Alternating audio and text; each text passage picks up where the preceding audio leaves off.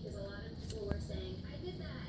I trained both birds on my shoulder in neutral space, and it's not working because one of them ends up biting me. And your shoulder, no matter how it feels to any bird, is not a neutral space because it's on you, and you are a possession to a bird. So shoulders, anywhere on your body, is not a neutral space. Hi. A neutral space is a space where neither bird it really spends a lot of time in, isn't very comfortable in, doesn't view as Hello. players. It's just like the comfort level needs to be. Dora.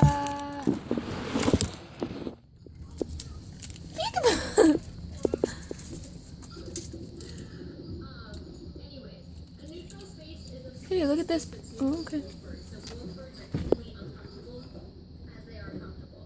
So you would want to take them to a room that you don't normally take them to, or put them on a couch that they don't normally get to go on. Something that's not in their comfort zone or anything like that. That's a neutral space.